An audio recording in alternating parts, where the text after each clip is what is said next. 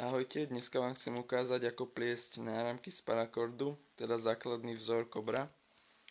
Takýto malý, tenký. Tak to vyzerá, keď sa dopletie. No. Tak budeme na to potrebovať parakord, dĺžky 3 metre ideálne. Ja tu mám menej, toto nie je ani meter. To je len na ukážku teda. 3 metre parakordu, ďalej trojzubec, ideálne 13 mm na šírku.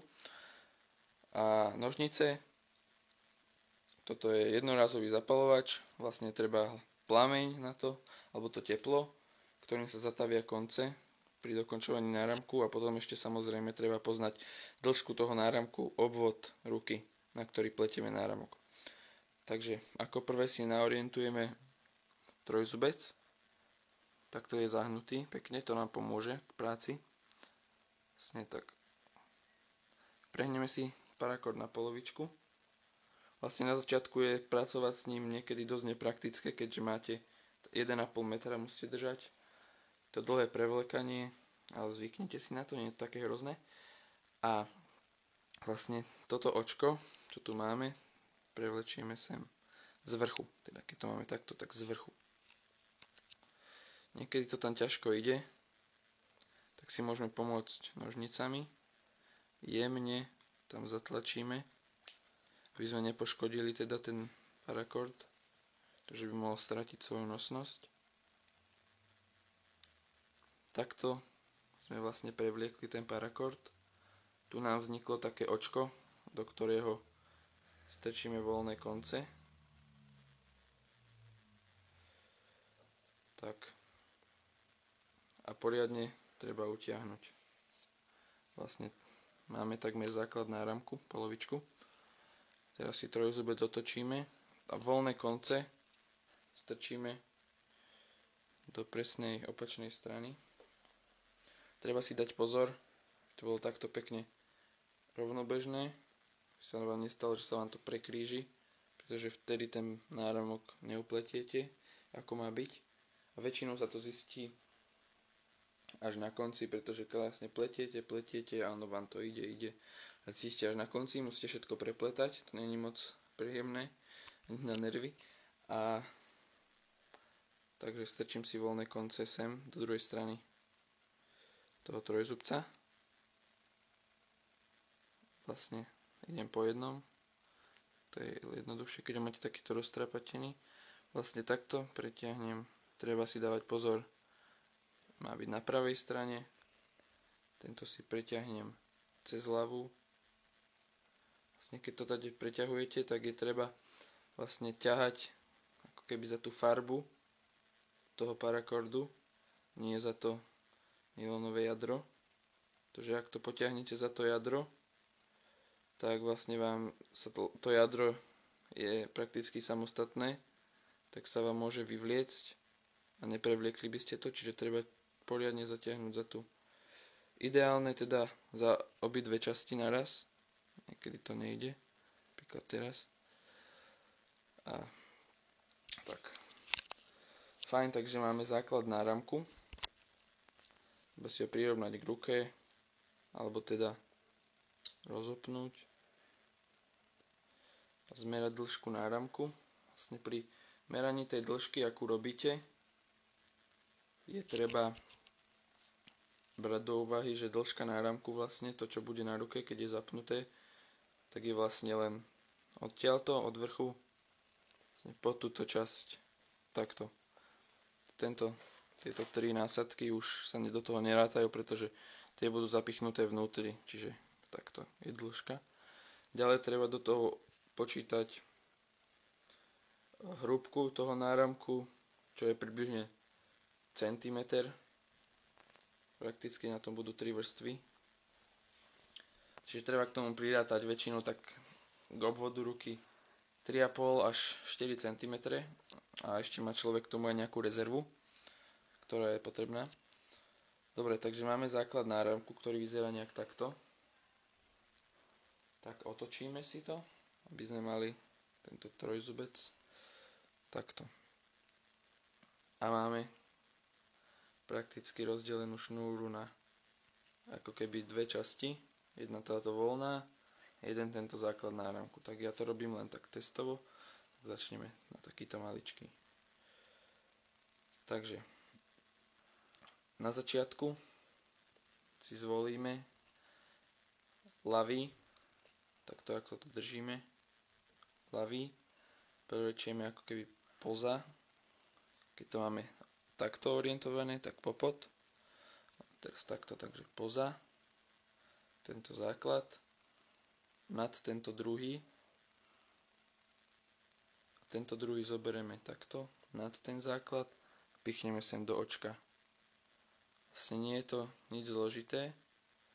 Tento začiatok väčšinou vyzerá tak dosť divno, ako keby ani nebol správny, ale to nech vás to neodrádza.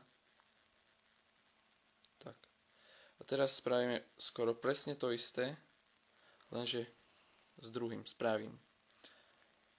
Takže zoberieme si popod a nad druhý. Tento ľavý nad základ do tohto očka. Treba dávať pozor, aby ste to robili hlavne správne a aby ste nedali dva uzly za sebou vlastne. Ak je tento ako keby vrchol napravo, tak vždy začínate naľavo. Takže naľavo popod a nad. Treba si dať pozor na také základné chyby. A ani nie chyby ako teda také chyby z nedbanlivosti. Teda treba dávať pozor. Vlastne niekedy sa môže stať, že takto idete, sem to pichnete a nepreleče sa vám to nad, ale stane sa, že pod. Potom to je zle. A potom sa vám takisto ešte môže stať, že idete, nedávate pozor a vlastne idete. Teraz máte vľavo tento hrbol, takže treba ísť s pravým. Ale napríklad začnete s ľavým, nechtia z nedbanlivosti, proste stať sa môže. Idete a potom to nevyzerá dobre. To vyzerá zvláštne.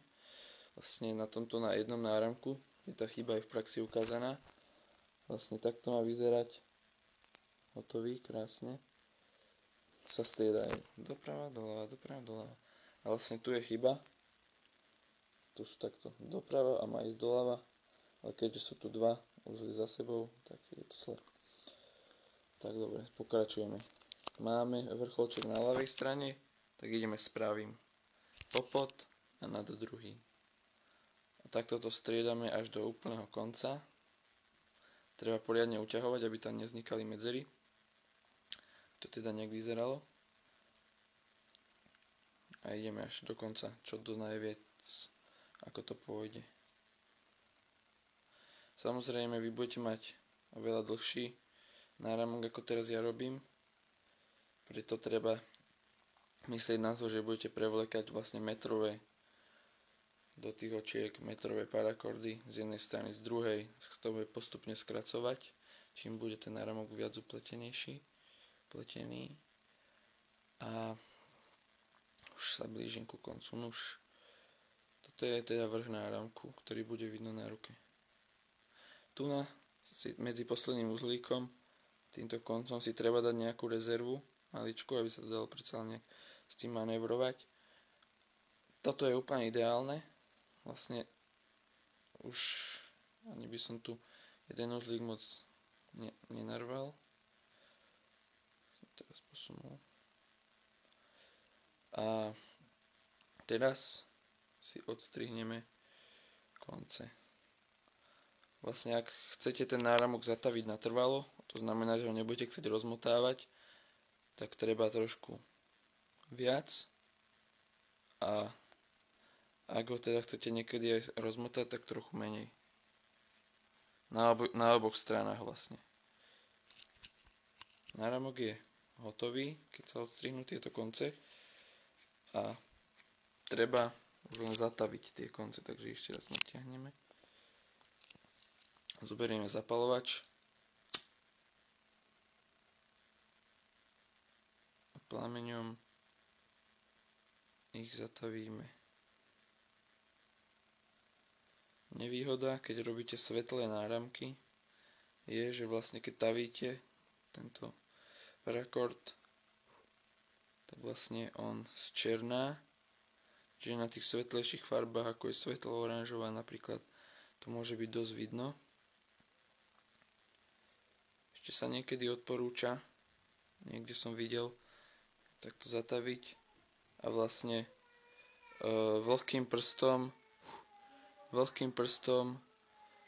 poťukať trošku potom, keď to zaschne, aby to teda sa ako keby zlialo a vlastne vydržalo to pevné. A je to horúce ešte. Tak sa to pekne, trošku sa to pritaví k tomu náramku celému.